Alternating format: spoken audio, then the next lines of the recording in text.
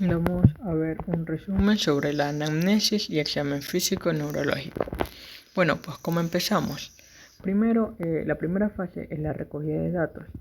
Aquí vamos a ver la reseña del paciente, es decir, el sexo, edad y raza, para poder orientarnos hacia una predisposición de ciertas patologías. Además, es conveniente realizar un formulario de preguntas estándar para poder obtener la máxima información y de esta manera realizar un examen físico y toma de constantes previos al examen neurológico. La anamnesis se culmina con la revisión por sistemas que resume los síntomas que presenta en estos momentos el paciente y que nos va a contar sobre el estado actual del mismo. La segunda fase es el examen neurológico. Aquí vamos a evaluar el nivel de conciencia, que consiste en la alerta. Vamos a ver el máximo nivel de conciencia, que es el paciente normal. También la confusión, si hay un deterioro de funciones intelectuales o si el paciente piensa y razona lentamente.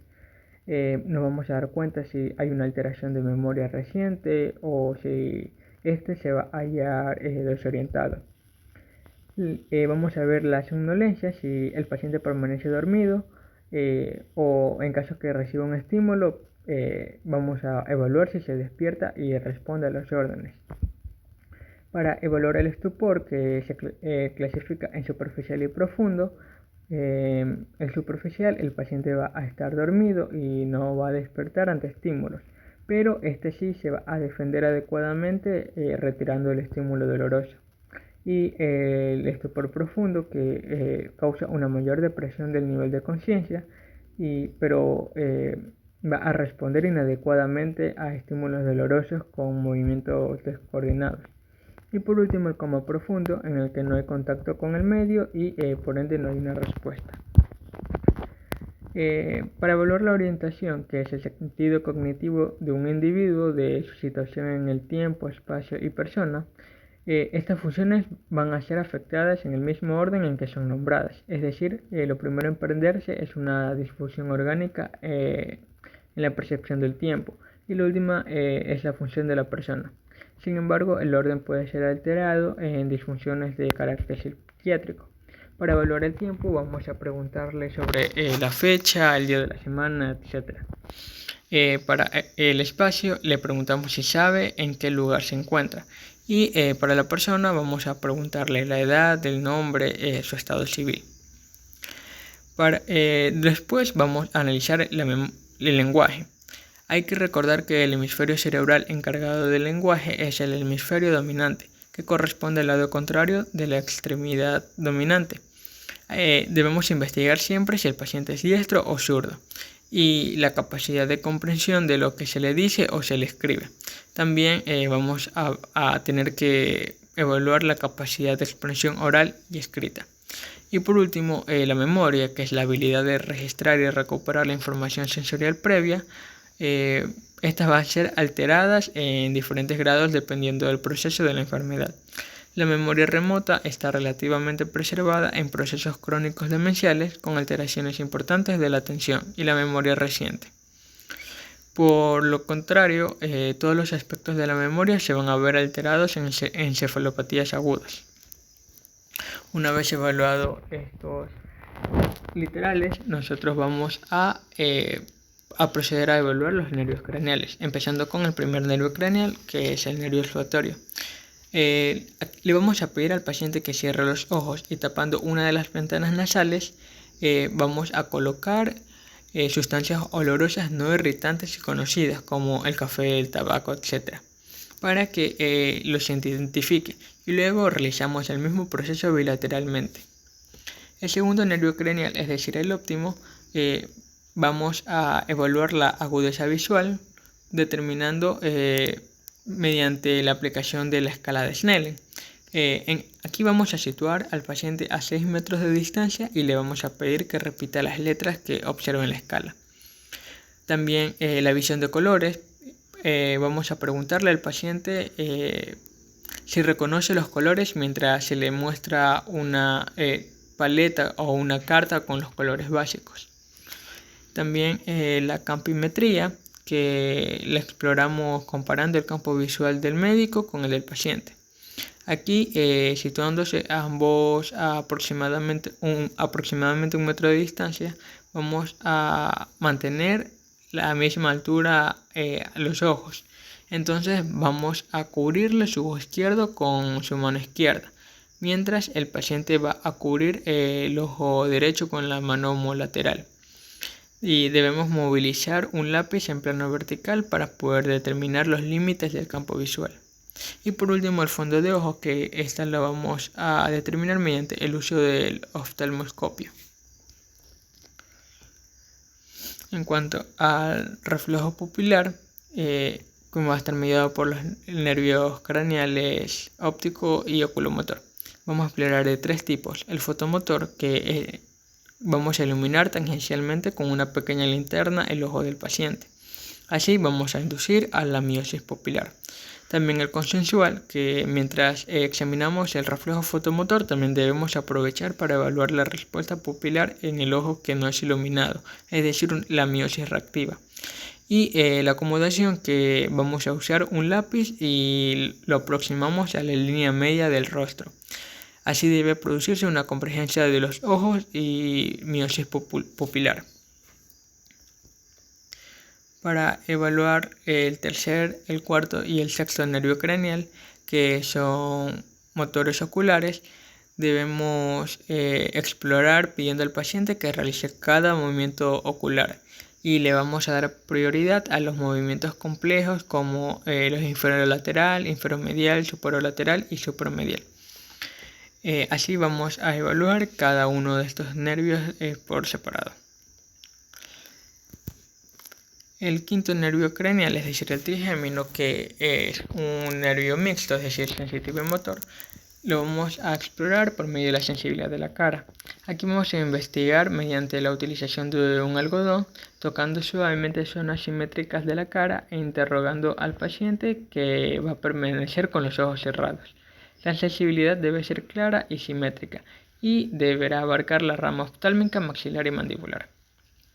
También el reflejo corneano, que se va a explorar con una torunda de algodón, tocando tangencialmente la parte más externa de la córnea mientras el paciente mira forzadamente al lado contrario. La respuesta normal va a ser la contracción bilateral de los párpados.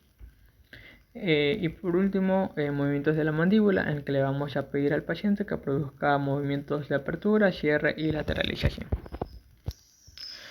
Para el séptimo nervio craneal, es decir, el facial, que también es tipo mixto, debemos explorar la movilidad de los músculos de la cara, que aquí le vamos a pedir al paciente que realice diversos gestos con su rostro, es decir, arrugar la frente, cerrar los ojos contra resistencia, soplar y mostrar los dientes. También que haga muecas a ambos lados y vamos a observar principalmente la simetría bilateral.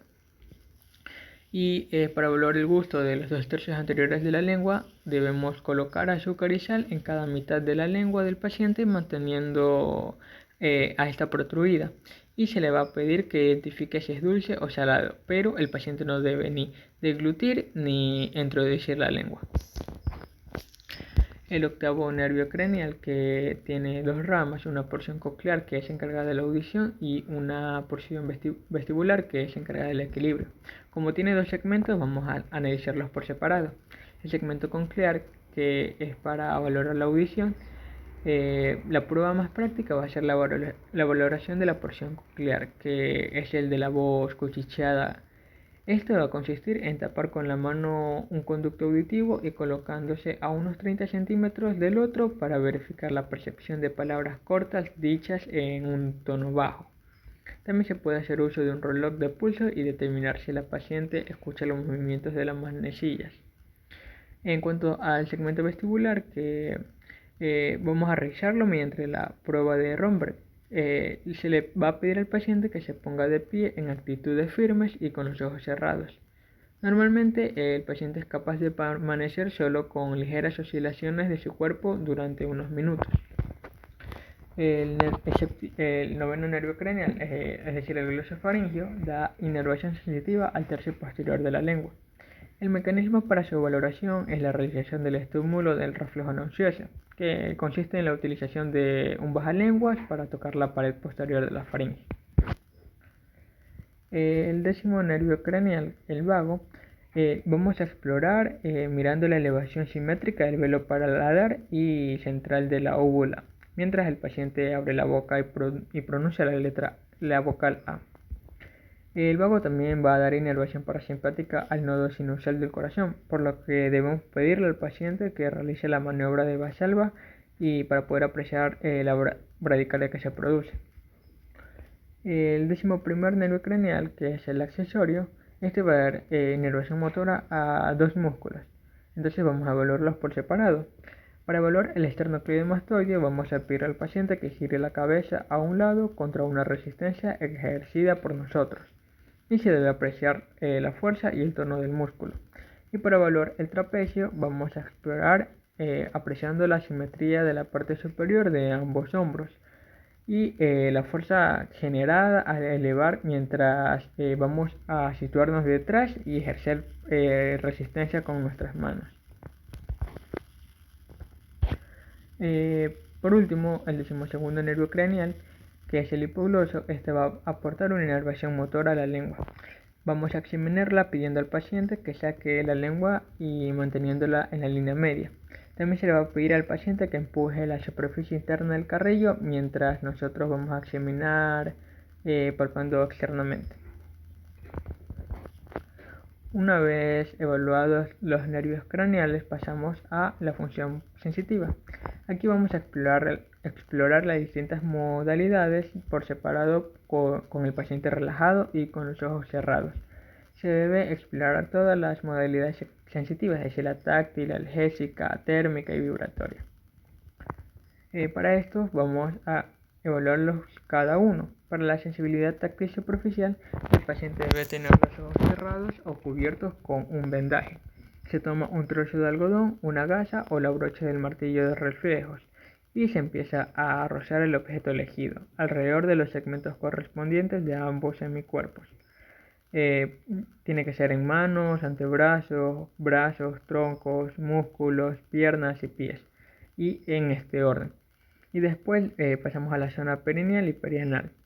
Se debe comparar la sensibilidad en las partes proximal y distal de cada extremidad. Para la sensibilidad dolorosa y superficial, el paciente debe tener los ojos cerrados o cubiertos con un vendaje. Se sigue el mismo procedimiento anterior con una aguja. Para la sensibilidad térmica, siguiendo el mismo procedimiento, se hará toques con tubos que contengan agua fría y agua caliente, o se puede colocar el mango del martillo y el algodón para que se diferencie cuál es frío y cuál es caliente. Y para la sensibilidad vibratoria se va a aplicar un diapasón de 128 sobre las prominencias óseas, la muñeca, codo, hombro, cadera, rodillas y tobillo. Aquí vamos a observar la capacidad del paciente para sentir cuando cesan las vibraciones y se va a comparar la sensibilidad. Luego vamos a evaluar el equilibrio y la ataxia, es decir, la función cerebelosa. Empecemos con la metría. Consiste en el control de la distancia y la velocidad de los movimientos, de la correcta percepción de la profundidad. Aquí vamos a explorarlo mediante la prueba de dedo-nariz, que consiste en solicitar al paciente la extensión y abducción del brazo para luego tocarse la punta de la nariz.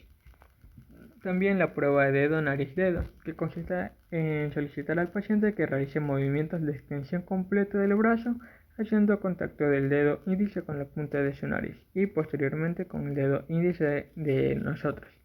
Entonces, para esto nosotros vamos a ubicarnos a 45 centímetros de distancia. Y por último la prueba de talón-rodilla, que consiste en el que el paciente debe tocarse con su talón la rodilla contralateral y luego deslizar el talón por el borde de la tibia hasta el pie. Para la sinergia, que la coordinación espaciotemporal del control de los músculos y movimientos intencionales de las extremidades, vamos a valorarlo mediante la prueba de elevación del tronco, que consiste en pedir al paciente que se incorpore luego estar previamente en decúbito dorsal. Normalmente se va a separar un levantamiento leve de los miembros inferiores, mientras que en caso de asinergia este levantamiento va a ser un poco exagerado. También la diadococinesia, que consiste en la capacidad de realizar movimientos rítmicos alterados. Vamos a explorarlo mediante la prueba de las marionetas, que consiste en pedir al paciente que coloque en posición vertical los antebrazos formando un ángulo de 90 grados con sus brazos y que realice movimientos de pronosupinación alternando ambas muñecas y también las manos en sucesión rápida. Y por último, la marcha. Para esta nosotros debemos hacer andar al paciente. Debe estar ligero de ropa en una habitación espaciosa, bien iluminada y con una temperatura adecuada. Se examina de perfil caminando de frente hacia el observador y alejándose de la persona que lo evalúa. Nosotros vamos a fijarnos en si mira adelante o cómo es la posición en que se encuentra. También se mira a un punto fijo situado a media altura o se mira al suelo. Si la marcha es rápida y decidida o si la marcha realiza una marcha lenta y torpe. También debemos tener en cuenta si sigue una línea recta o si se desvía. También si se separa en exceso los miembros inferiores en busca de una mayor base de sustentación o por lo contrario si los va a aproximar demasiado. También si existe o no la basculación anteroposterior de la pelvis y la compensación escapular. Y esto ha sido todo del examen neurológico. Gracias.